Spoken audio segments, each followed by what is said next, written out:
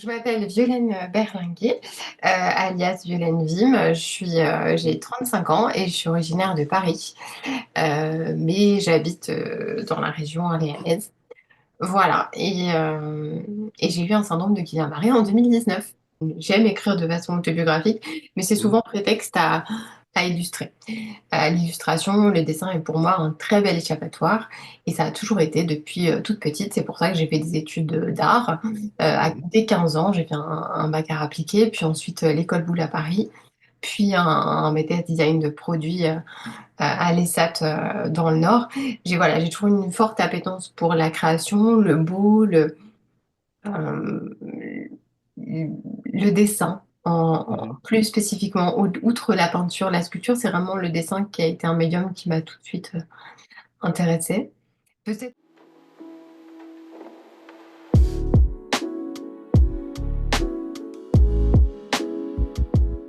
la douleur est universelle. On l'a tous ressenti à différents degrés dans notre vie. D'ailleurs, on la fuit, on n'a surtout pas envie de la voir ou même de la lire. Mais le fait de la schématiser en dessin et de la simplifier par le dessin, c'était vraiment pour moi la volonté de sensibiliser tout le monde, les enfants, les ados. Je voulais à la base dessiner, j'avais tout illustré davantage pour mon fils, pour qu'il comprenne ce qui m'était arrivé. Et donc il fallait des dessins très simples, très parlants. Et après, quand il y a eu ce projet d'édition, j'avais le choix de les supprimer et d'en faire un livre plus uniforme, plus homogène, avec du dessin plus illustratif, plus roman graphique. Mais Mhm. finalement, j'ai pris le parti pris avec ma maison d'édition de garder les dessins originaux, ceux que j'ai fait avec mon fils. Certains sont des productions à quatre mains, avec moi. Mhm.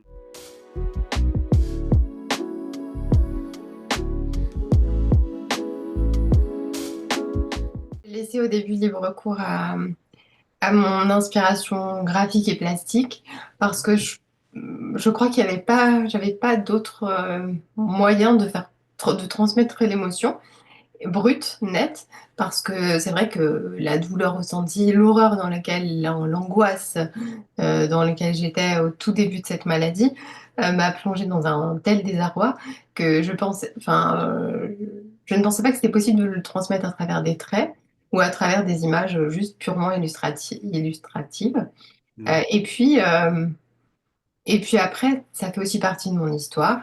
Le Guillain-Barré, c'est une renaissance. Et l'art, j'ai commencé comme ça. J'ai commencé en art appliqué à faire de la peinture, à apprendre à faire à tester plein de médiums. Et alors que j'avais surtout une appétence pour le crayon de papier, j'ai découvert la tablette graphique, plein d'outils. Et c'est cette diversité que j'avais envie presque de montrer comme un book, une sorte de d'étendue, panel de tout ce que je sais faire, de tout ce que j'aime faire. Et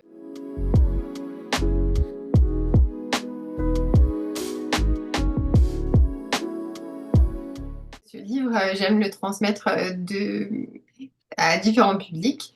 Mhm. Il est parfois lu dans des écoles de kiné, comme un ouvrage un peu, on va dire, qui peut parler à des professionnels de santé, et à la fois à la mamie, au papy, aux parents qui ont des enfants malades, et aux enfants, et même à des ados. Et ça, j'en suis très fière, parce que capter l'attention d'ados sur une maladie neuro qui leur paraît bien lointaine et bien étrangère, je trouve ça chouette.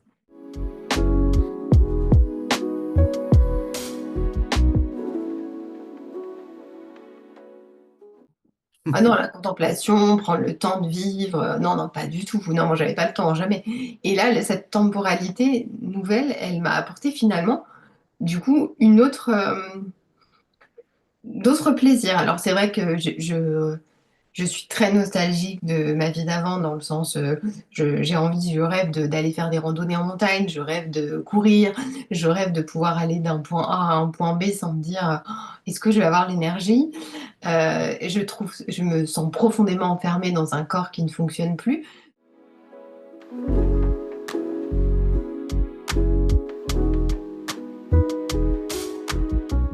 Comme toutes les femmes de ma génération, j'étais quand même très sensible aux injonctions sociétales de la beauté, de l'apparence, faisant aussi un métier du commerce. Il fallait que voilà, j'ai une apparence présentable, irréprochable, etc. Et je me mettais aussi une barre la barre assez haute. Mais j'étais jamais satisfaite. Et puis quand il m'est arrivé cette maladie, je me suis retrouvée intubée en réanimation. Je rappelle, on est tout nu, on est en calax, on a une simple chemise, le corps nous échappe, on peut plus se raser, s'épiler, se coiffer, se maquiller. Ça c'est terminé. Et j'ai surpris un peu tout le monde, mes parents les premiers, parce que très rapidement j'ai exprimé le besoin d'être maquillée, coiffée, parfois de me regarder dans le miroir. Je demandais à être vue dans le miroir. Ma mère ne comprenait pas ça parce qu'elle savait pertinemment que ça allait me choquer. Et que après tout, qu'est-ce qu'on s'en fout quand on respire pas toute seule d'être maquillée. Mais pour moi, il y avait un besoin viscéral de me raccrocher à un truc. Et ce truc, même s'il était infiniment ce qu'on peut appeler complètement secondaire, superficiel, etc., moi, le superficiel m'a sauvée. Il m'a permis de me rappeler qui j'étais. En rééducation, ensuite, j'avais tendance à être la plus coquette, à mettre des belles brassières, etc.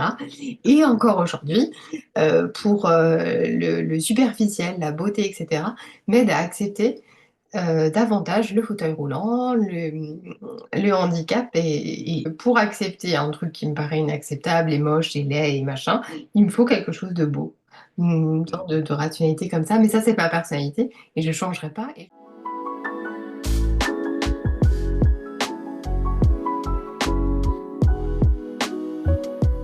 Le livre et le ton du livre, c'est le ton que j'ai dans la vie. C'est-à-dire que j'aime pas me prendre au sérieux, j'adore rigoler de tout. Si des fois t'as un peu d'humour noir, c'est pas grave.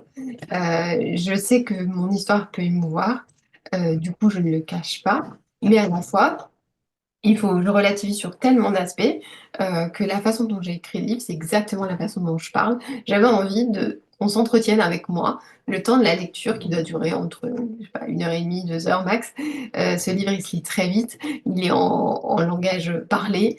euh, et j'avais simplement envie de passer un moment que à travers ce livre, on m'entende raconter un truc, comme si j'étais en face de vous et qu'on buvait un café.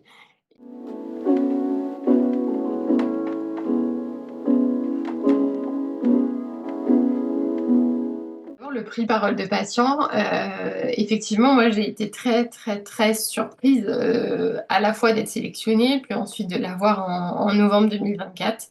Je savais que j'étais éligible entre guillemets puisque ce prix récompense en fait tous les témoignages parus en 2024 sur le thème du témoignage et de l'émotion de la maladie, que ça soit du point de vue des malades, mais aussi du point de vue des aidants ou des patients, enfin voilà.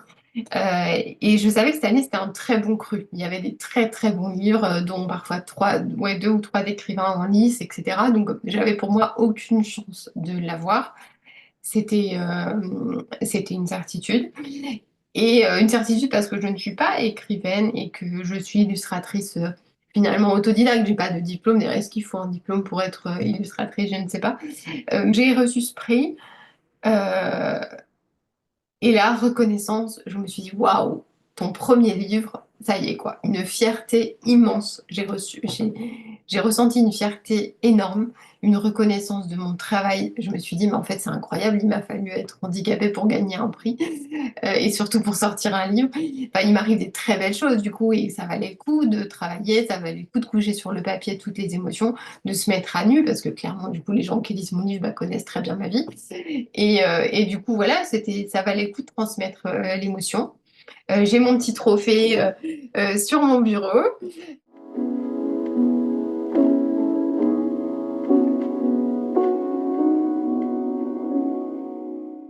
Par contre, si patiente interpellait un réalisateur Netflix, moi je trouve que ma vie est assez cinématographique. Non, mais je trouve que ça pourrait faire une très bonne série. Il y a tous les ingrédients. J'ai une jeune maman, d'un coup, bam, elle se paralyse des pieds à la tête. Enfin, c'est hyper cinématographique. Voilà. Donc j'espère qu'un jour, un réalisateur se dira, mais patiente, mais c'est un très bon pitch de cinéma.